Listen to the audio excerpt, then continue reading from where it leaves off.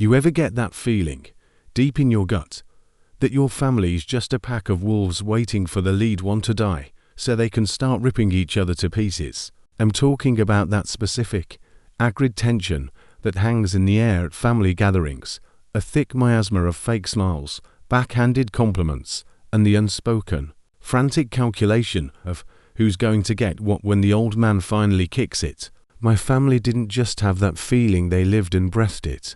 And the old man at the center of it all was my grandfather, Liam. Not Gramps, not Pappy, Liam. He insisted on it. Said grandfather sounded like a doddering old fool. And Liam was a man's name. He was 82 years old, built like an old oak tree that had weathered 100 storms, with a glint in his eye that could either be profound wisdom or pure, unadulterated mischief. You never quite knew. And we were all waiting. God, we were all just waiting. He was obscenely wealthy, not comfortable, not well off. I'm talking private island, old money. Which of the 7 cars should I take today? Wealthy, a fortune built on steel and shrewd investments, and a legacy that was the sole topic of conversation among my relatives. It was all they ever talked about, in hushed, greedy tones at Christmas, Thanksgiving, birthday parties, any event Liam himself was too smart to actually attend. There was my aunt, Diana, the CEO. She ran her own moderately successful consulting firm, but it was a lemonade stand compared to Liam's empire.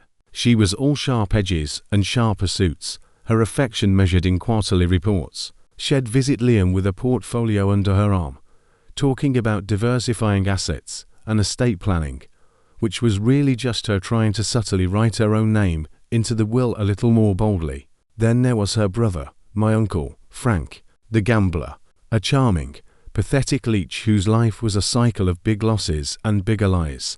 He'd show up at Liam's sprawling estate, smelling of cheap cologne and desperation, always with a sob story about a can't-miss opportunity, just needing a little seed money to get back on his feet. He never was on his feet. He was always on his knees, hands outstretched. My mother, God rest her soul, was the only one who seemed genuinely uninterested in the money. She was Liam's youngest, his favorite, and she saw right through the whole circus. She died 5 years ago, and sometimes I think that's when the last bit of light went out in the old man's eyes. It's certainly when the vultures got bolder. And then there was me, Alex, the grandson, the disappointment. I dropped out of business school to become a carpenter. I work with my hands. I make tables that stand on 4 legs and bookshelves that don't wobble. To my family, this was a mental illness. To Liam, it was a curiosity. He'd often have me over, just to fix a loose banister or a squeaky floorboard in his vast, empty mansion. He'd watch me work, sipping a glass of whiskey, and ask me questions, real questions, not what's your 5-year plan, but does sanding that piece of pine bring you peace? I was the only one who ever got those questions. The rest of them, they were just marking days on a calendar, their patience wearing thinner than Liam's old tweed jackets. The phone calls from Diana became more frequent. Have you seen him? How does he look? Is he coherent? Frank's business proposals became more frantic, more transparently pathetic. They weren't hiding it anymore. The inheritance wasn't a future event. It was an entitlement they were already spending in their heads. I visited Liam every Sunday, not out of some saintly duty, but because I genuinely liked the old bastard. He was sharp, funny, and had a bottomless well of contempt for the sycophants that were his own children. We'd sit in his cavernous study, surrounded by first editions and the smell of old leather and peat smoke, and he'd hold court. Frank was by today, he'd say, swirling the amber liquid in his glass. Said he's investing in a company that manufactures solar-powered sunglasses for nocturnal animals. Apparently, the market is untapped. He needed $50,000 to secure his stake. I told him the only thing nocturnal about that venture was the debt he'd incur. He'd laugh, a dry, rattling sound. And Diana, she sent another one of her memorandums. Bullet points on why liquidating the estate upon my transition, she can't even say death. Alex is the most fiscally responsible option. She even included a chart. He'd look at me then, the firelight reflecting in his eyes. They think I don't see it. They think I'm just a stupid old man counting down the seconds until I become a line item in their budget. They're idiots, Liam, I'd say. And it was the truth. Yes, head sigh, the mirth leaving his voice. But they're my idiots, the product of my blood, my name. Their greed, it's a mirror. And I don't like what I see reflected in it. This went on 4 years. The pressure was building. You could feel it in the air around the family. A constant, low hum of avarice. Then, about 6 months ago, Liam started to decline. Nothing major. Just the slow, inevitable surrender of an old body. He became frailer. He napped more. The vultures, sensing the end was near, began to circle lower. Diana started talking about power of attorney. Frank started crying real tears during his visits. It was a grotesque performance, and Liam was the captive audience. Then, it happened. I got the call from Mrs. Higgins, his live-in nurse and longtime confidant. Her voice was tight, strained. "Alex, you need to come, now. There's been an incident." My heart plummeted. I drove to the estate like a man possessed, expecting to find an ambulance, a body, the final curtain call. Instead, I found Liam in his study, pale and shaking, but very much alive. Mrs. Higgins was wringing her hands. The massive, iron-banded safe that was always hidden behind a painting of some dour ancestor was wide open, and it was empty. "Alex," Liam whispered, his voice trembling with a fear I'd never heard in him before. "It's gone." "What's gone, Liam?" I asked, kneeling beside his chair. "The will," he said, his eyes wide with a genuine, shocking terror. "My last will and testament. It's been stolen." The bottom dropped out of my stomach. A will he had never once discussed the details of with me. The single most important document of his life. The final word, gone. "The chaos that would unleash, we have to call the police," I said, already reaching for my phone. "No," he barked, with a sudden force that made me jump. He grabbed my wrist, his grip surprisingly strong. "No police. It has to be family. It had to be one of them. Diana, Frank, they must have got the things in that document." He looked truly shattered. It was the first time I had ever seen the great Liam look weak, vulnerable, defeated. The mighty oak was bending in the wind. "What things?" I asked, dread coiling in my gut. He just shook his head, unable to speak. Mrs. Higgins handed him a glass of water, her own hands shaking. "We found the safe like this an hour ago," she said quietly. "The painting was askew. Hay's been in here all morning, just staring. We helped him to his room, gave him a sedative, and got him into bed. As he drifted off, he clutched my hand. "They've shown me who they are, Alex," he slurred. "Now the whole world will see." I didn't understand what he meant. Not then. The news spread through the family like a wildfire fanned by hurricane winds. Within 2 hours, Diana was there, her face a mask of professional concern that didn't reach her cold eyes. Frank showed up 10 minutes later, reeking of whiskey and false sympathy. Their spouses followed, a gaggle of anxious, wide-eyed spectators. They gathered in the grand living room, a room designed for parties and joy that had only ever hosted tension and avarice. Diana took charge, of course. "This is a catastrophe," she announced, as if we were in a boardroom. "A complete and utter failure of security. Who has access to the study? Who knew the combination?" Her eyes landed on Mrs. Higgins, who flinched. Then they landed on me. "I didn't know the combination," I said, my voice flat. "But you're here all the time," Frank slurred, pointing a wobbly finger at me. "Fixing things. Poking around. You could have figured it out. Don't be absurd, Frank," Diana snapped. But she didn't dismiss the idea. She just stored it away, a potential tool for later. "The point is, the will is gone. Father's final wishes are unknown. This leaves his estate in a state of legal limbo. It could take years to sort out through probate." "Years." She said the word like it was a death sentence. For her, it was. It meant years of not getting her hands on the money. "There has to be a copy," Frank's wife, Sheila, piped up hopefully. "A lawyer must have one." Liam, propped up on a sofa, feebly shook his head. "No copy," he whispered. I was private about these things. It was the only one. A collective groan went through the room. It was a symphony of despair. But it wasn't despair for Liam, it was despair for themselves. The next few days were a special kind of hell. The family descended on the house like an occupying army, ostensibly to comfort Liam and investigate the theft. It was a naked land grab. Diana practically moved into the study, going through files and ledgers, assessing the situation. Frank roamed the halls, eyeing the silverware, the artwork, mentally cataloguing what he could pawn first. I stayed in a guest room, trying to be a buffer between them and Liam, who played the role of a broken man to perfection. Head shuffle around, muttering to himself, looking lost. They ate it up. Their concern wasn't for his well-being, it was a diagnostic tool. How far gone was he? Could he be manipulated into drafting a new will? Their minds were working overtime, schemes and strategies unfolding behind their greedy eyes. I was the only one who saw the flicker in his own eyes when he thought no one was looking. A flicker of pure, undiluted amusement.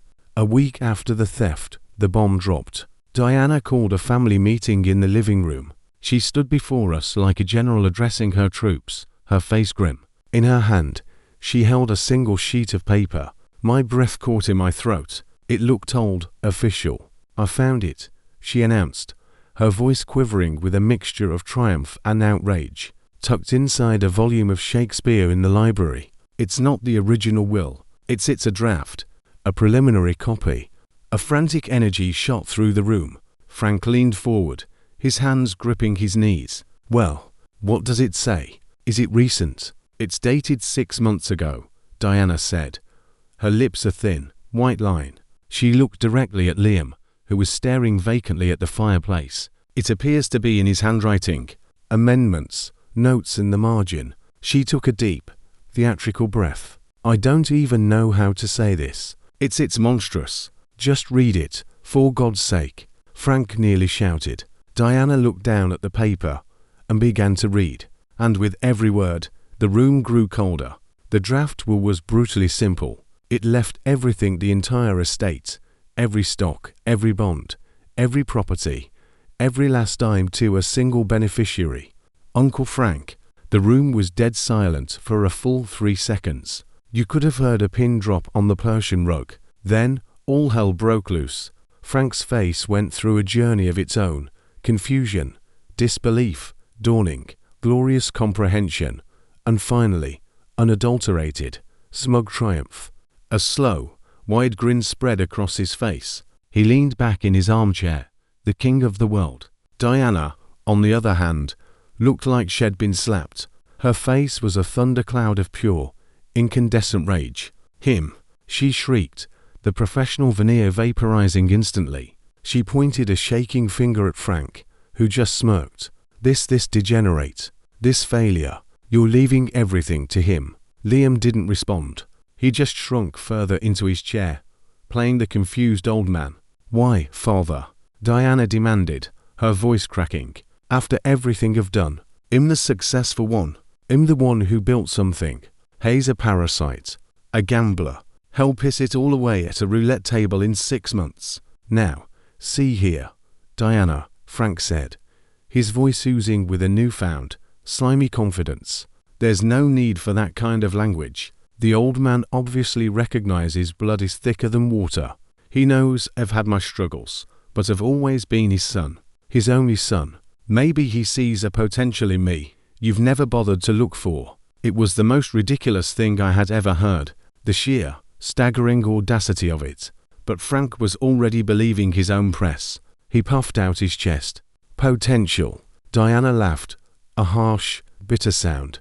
The only potential you have is for self-destruction. This isn't insanity. It's a mistake. He's not in his right mind. She wheeled on Liam. You're not in your right mind. Well, contest this. I'll have you declared incompetent so fast it'll make your head spin. The mask was off. The polished CEO was gone, replaced by a spitting, vengeful harpy. All pretense of love, of family, evaporated in the heat of her greed. The rest of the family joined the fray. Frank's wife, Sheila, was suddenly his fiercest defender. How dare you, Diana? Frank is a good man. He deserves this.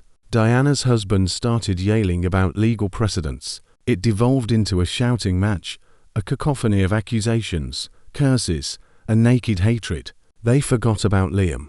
They forgot about me. They forgot about everything except the money and the shocking, unbearable injustice of it, supposedly going to the family's biggest loser. I just watched, my stomach churning.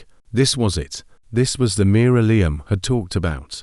And the reflection was hideous. And through it all, Liam sat. He said nothing. He just watched them tear each other apart. His eyes faintly glazed, but I saw it. I saw the tiny, almost imperceptible curl at the corner of his mouth. The glint of supreme satisfaction. The false will, as I came to think of it, didn't just leak, it erupted like a volcano, covering everyone in its toxic ash. The family splintered into warring factions overnight. Diana made good on her threat. She hired a team of the most cutthroat lawyers money could buy. Their mission: prove Liam was of unsound mind, and that the will was the product of undue influence, likely from Frank. Private investigators started digging into Frank's life, looking for any dirt, any leverage. They interviewed old friends, ex-business partners, even his bookies. Diana was going for the jugular. Frank, suddenly emboldened and feeling invincible, stopped pretending. He started acting like he already owned the place. Head hold court in the living room, ordering Mrs. Higgins around, talking loudly about his plans for the money. Gonna buy a yacht. Head announced to no one in particular. Gonna tear down this old mausoleum and build a modern masterpiece. Something with a proper home casino. He started carrying around a financial magazine, circling stocks he liked, making grand pronouncements about the market. He was a kid who'd found the keys to the candy store, and his arrogance was breathtaking. He also became paranoid. Convinced Diana would stop at nothing to discredit him, he started his own counter-investigation. He hired a sleazy ex-cop to follow Diana, to dig into her business dealings, looking for any hint of fraud or scandal. He was sure she was hiding something. The house became a battlefield. You'd walk down the hall and hear Diana on the phone in one room, hissing legal strategies to her lawyer, while in another room, Frank would be on his phone, slurring instructions to his investigator. They'd pass each other in the hallway and not say a word, just shoot looks of pure, venomous hatred. I tried to talk to Liam about it. This is tearing them apart, I said one evening, as we sat in the relative peace of his study. The yelling from downstairs had finally subsided for the night. Is it? He asked mildly, sipping his whiskey. He seemed stronger now, more present. The frail act was becoming less consistent, or is it simply revealing what was already torn? A tapestry can't be ripped apart if it isn't already frayed. They're going to destroy each other, I said. A possibility, he conceded. But it's a destruction of their own making. I didn't force Frank to be a spendthrift. I didn't force Diana to be a cold-hearted bitch. I merely held up a piece of paper, and they chose to paint their own portraits upon it. But why Frank? I asked, the question that had been burning in me for weeks. Why make him the target? Why not just leave it all to me and be done with it? Wouldn't that have made the same point? Liam looked at me, and for the first time, I saw a shadow of genuine emotion, regret, perhaps. Because, Alex, you were the only one who never asked. You are the only one who saw me as a man, not a bank account. Throwing you into the heart of that viper's nest would not have been a lesson, it would have been a punishment. I owe you more than that. He leaned forward, his voice dropping. This is a purge, a cleansing fire. They need to see themselves for what they are. And Frank, poor, stupid Frank, he was the perfect tool. Making Diana the beneficiary would have just confirmed her own monstrous vanity. But Frank, giving everything to the family failure, it's the ultimate insult to the rest of them. It exposes the sheer absurdity of their worth being tied to wealth. It's the perfect spark to light the fuse. He was enjoying this.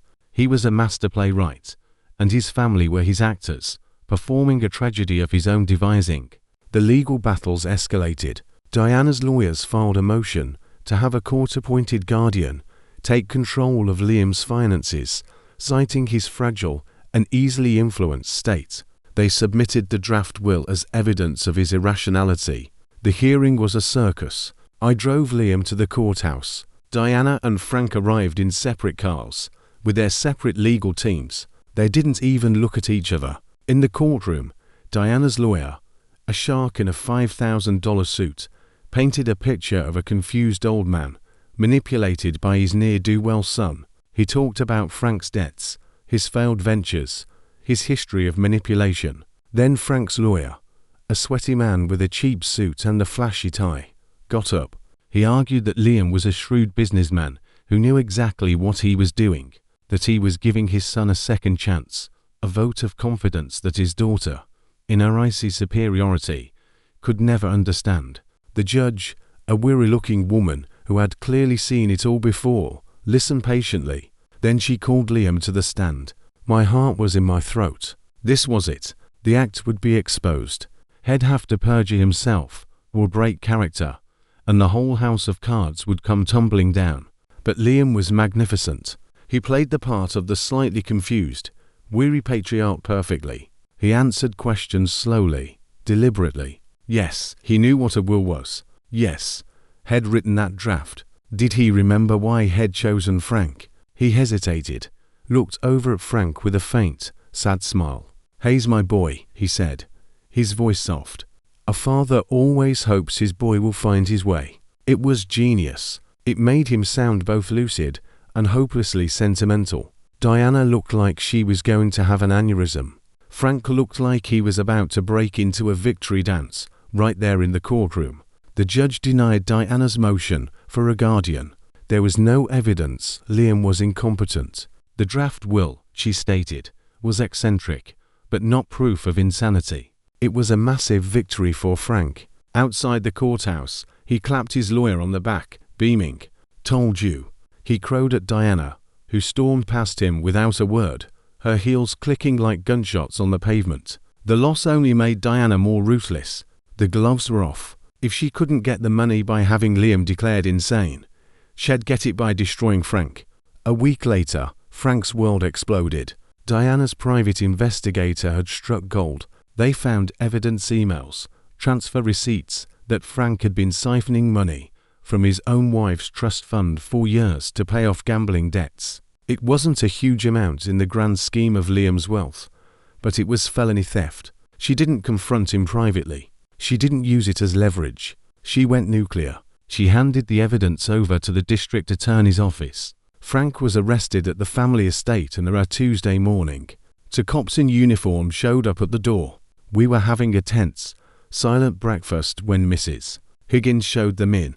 The look on Frank's face, the sheer, abject terror as they read him his rights, was something I will never forget. The false confidence, the arrogance, it all drained away, leaving a pale, shaking child. They led him out in handcuffs as Sheila screamed and sobbed, calling him a monster. Liam watched it all from the head of the table, his expression unreadable. But later that day, I found him in his study, not looking triumphant, but looking old and very, very tired. Was this part of the plan? I asked quietly. Destroying him. He sighed, a long, weary exhalation. I knew Diana would dig. I knew what she would find. I didn't create his crimes, Alex. I merely opened the door and let the light in. The rot was already there. Frank made bail, but he was a broken man. The criminal charges hung over him per guillotine. His inheritance dreams were now tangled up with the very real prospect of prison. He stopped coming to the house. The fight had gone out of him. With Frank effectively neutralized, Diana's focus shifted. The draft will was still out there, a ghost haunting the proceedings. Her new strategy was simple. Get Liam to write a new one. Now, she became a permanent fixture at the house, a smiling, relentless jailer.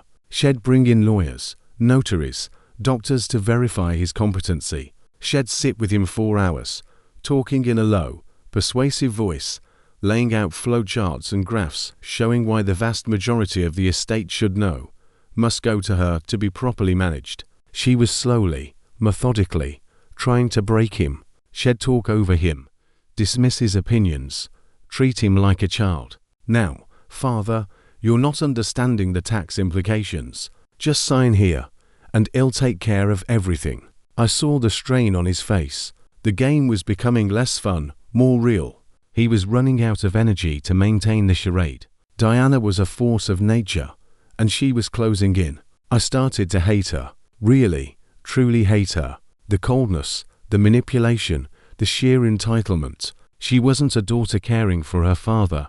She was a miner strip mining a mountain, concerned only with the resources she could extract. The final confrontation happened on a cold, rainy Sunday afternoon, much like the one when this whole mess began. I was in the workshop he'd set up in the garage, trying to find some peace in the scent of sawdust, when I heard the raised voices from the study. Diana's, sharp and cutting. Liam's, firmer than he'd heard it in weeks. Pushing back, I crept down the hall and stood outside the heavy oak door, which was slightly ajar. "Just being stubborn," Diana was saying. "This is for the good of the family. My God, you are going to give it all to that criminal. This cleans up your mess." "It is not a mess of my making, Diana," Liam's voice replied, calm but steely, "and I will not be rushed. We are out of time." She shrieked, and I heard the sound of a hand slamming on his desk. "I am not asking you, Father. I am telling you. You will sign a new will. Today. My lawyers are downstairs. It is done." There was a long silence. I could picture the scene. Diana, looming over the desk, her eyes blazing. Liam, seated in his large leather chair, looking up at her. When he spoke again, his voice was different. All the feigned weakness was gone. It was the voice of the man who'd built an empire, the voice of Liam. "No," he said. Simple and absolute. "What did you say to me?" Diana whispered, her voice dripping with venom. "I said no," Liam repeated. "You will leave my house. You will take your lawyers with you. You will stop this grotesque performance. You senile old fool," she screamed. The sound of something shattering a glass. "Maybe. I have spent my life working for this. I have earned this. You owe me. You owe me everything. I owe you nothing." Liam's voice cut through her tantrum, cold and sharp as a razor. "You are a vulture. You and your brother, circling a corpse that isn't even cold yet. You have shown me nothing but greed, avarice, and contempt. You have harassed me, threatened me, and tried to have your own brother imprisoned. You are not my daughter. You are a stranger motivated by a hunger I find pathetic." I heard a gasp, a strangled sound of pure rage. "How dare you? After all I've done for this family, I am the only one with the competence, the intelligence, to handle this. You would see it wasted on a charity, on that useless grandson of yours who makes bird houses for a living.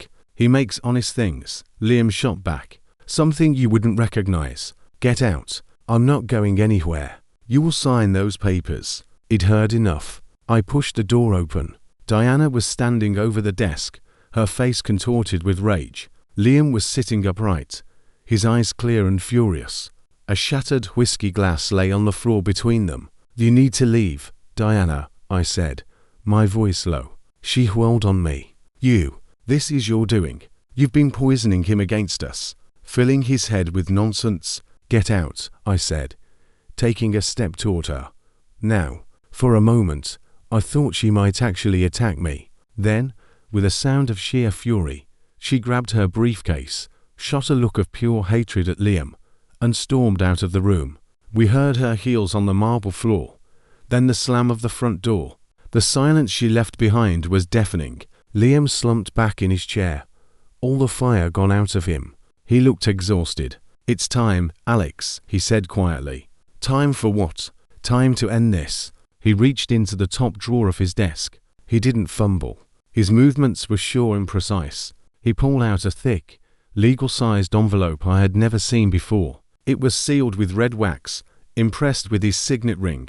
He held it out to me. "What is this?" I asked, though I was already starting to understand.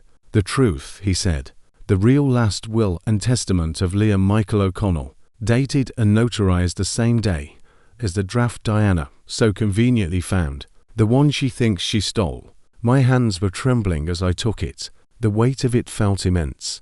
The safe, it was empty. He allowed himself a small, tired smile. "It was empty because I emptied it.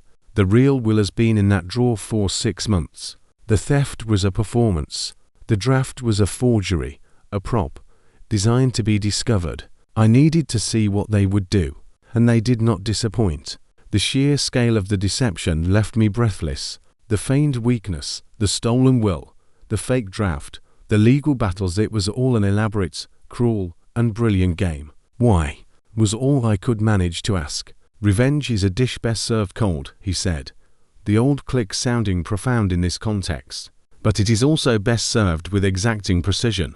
I didn't want to just punish them. I wanted to teach them a lesson they would never forget. I wanted them to know, without a shadow of a doubt, exactly why they were being punished.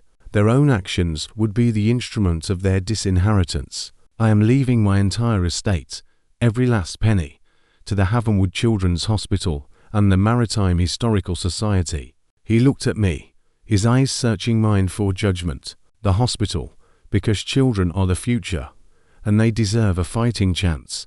The society, because the past deserves to be remembered. Both are things that actually matter, not stock portfolios, not yachts. And what about them? I asked, my voice a whisper. They get nothing, not a dime, not a paperclip. The will is very specific on that point. It cites their demonstrated avarice, moral bankruptcy, and abandonment of familial duty in the months preceding my death as the primary reason for their disinheritance. Their behavior, Alex, their true colors, revealed for all the world to see, will be the official, legal reason they are left with nothing. It was the most devastatingly elegant revenge I could ever have imagined. He wasn't just cutting them out, he was making their own grotesque behavior the cornerstone of his final judgment. It would be public record. It would be in the newspapers. It would follow them for the rest of their lives. And me? I asked, the question hanging in the air. He smiled, a genuine, warm smile this time. You, Alex, are the executor of the estate. You will oversee the dissolution of the trust, the transfer of assets. I am leaving you the house, the contents, and a stipend for your time. It is not an inheritance. It is payment for a job. A final job for your grandfather. I trust you to see my true final wishes carried out. He reached into the drawer again and pulled out a smaller, simpler envelope. And this is for you, to be opened after. I took it, my throat tight. Liam died in his sleep 3 nights later. It was peaceful. Mrs. Higgins found him. He looked, she said, like a man who had finally put down a very heavy burden. The storm that followed his death made the previous months look like a light drizzle. The reading of the will was held in the same study where the whole drama had unfolded. Diana, dressed in black, looked cold and triumphant. She thought she'd won. She'd strong-armed Liam into signing a new will at the last minute, a fake one her lawyer had prepared, which she'd somehow managed to get a notary to illegally witness after his death. She was confident. Frank was there, looking haggard and scared, his legal troubles hanging over him like a shroud. He was hoping for a lifeline, a pile of money to make his court case go away. Their lawyers were there. My lawyer was there, a quiet, serious man Liam had chosen himself. The family lawyer, an ancient man named Mr. Sterling, who had handled Liam's affairs for 50 years, was there to read the will. He broke the wax seal on the envelope I gave him, his hands steady. He cleared his throat and began to read. The room was silent as he went through the preliminaries. Then he got to the bequests. I, Liam Michael O'Connell, being of sound mind and memory, hereby revoke all former wills and codicils by me. He read the clause about the disinheritance. He read the specific, damning language due to the actions and behavior of my issue, Diana Elizabeth O'Connell and Francis Michael O'Connell, which have demonstrated a profound and irredeemable avarice, a complete absence of familial loyalty, and a moral character I find to be reprehensible. Their conduct in the months prior to my death has served only to confirm this judgment. Diana's face went from smug to confused to utterly horrified. Frank just looked numb, as if he'd been hit by a train he'd been expecting 4 years. Then Mr. Sterling read the part about the charities, the entirety of the liquid assets, the properties, everything. The sound Diana made was not human. It was a guttural scream of pure, incandescent rage. She launched herself across the desk at Mr. Sterling, her fingers clawed. Before her lawyer managed to pull her back, she was shrieking, spitting, a wild animal. It's a fake. It's a forgery. That's not the real will. The real will leaves it to Frank. We have a copy. But Mr. Sterling calmly produced the notarization, the dates, the ironclad proof of its authenticity. He explained that any other document would be null and void. Frank didn't say a word. He just stood up, looked at the portrait of Liam above the fireplace, gave a short, bitter laugh, and walked out of the room, out of the house, and out of our lives. I heard later he took a plea deal on the embezzlement charges. Hayes in prison now. Diana fought it.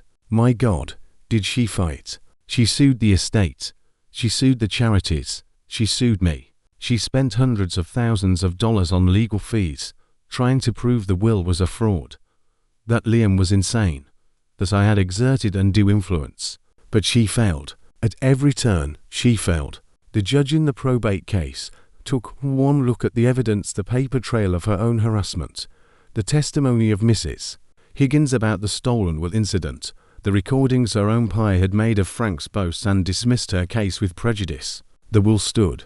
The final blow came when the court ordered her to pay the estate's legal fees. It broke her financially. Her business collapsed under the weight of the debt and the scandal. The mighty Diana O'Connell was left with nothing. I see her sometimes, from a distance. She lives in a small apartment now. She looks old and hard and empty. The money was her son, and without it, her world has frozen over. I did the job Liam asked me to do. I oversaw the transfer of his wealth. The Children's Hospital built a new wing in his name. The Historical Society restored a fleet of old sailing ships. The money is doing good things, real things. I live in the big, empty house now. It's too quiet sometimes. I can still hear the echoes of the yelling, the scheming, the shattering of glass. I work in my workshop. I make tables. I fix the squeaky floorboards. And sometimes, late at night, I sit in Liam's study, in his old leather chair, and I open the small envelope he gave me. I never told anyone what was in it. It wasn't a check. It wasn't a deed. It was a letter, in his own hand. Alex, if you are reading this, the play's over. The audience has gone home, and the actors have received their reviews. I am sorry you had to witness it. I am sorry for the cruelty of it. But I am not sorry for the lesson. Wealth is a curse, my boy. It distorts. It corrodes. It turns love into accounting and family into competitors. I watched it happen to my children. I felt it happening to me. This was the only way I could think to break the cycle, to ensure the curse ends with me. You were never part of the game. You were the audience I respected. The one person who saw the man, not the money. The house is yours not because you are my grandson, but because you are a good man. A man who finds peace in creating something, not in counting what others have created. Live in it. Fill it with the sound of honest work and real laughter. Let the ghosts of greed that haunt these halls be replaced by something better. I have one final request. Do not let them become a cautionary tale. Let them become nothing. Do not speak of them.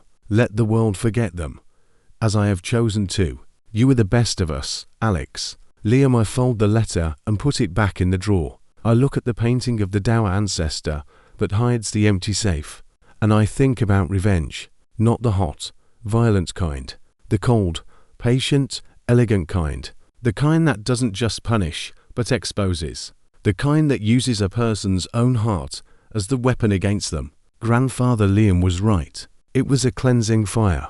It burned away everything false, everything greedy, everything rotten. It left nothing but ash, and from that ash, something new can finally grow. And in the quiet of the house, I can almost hear him laughing.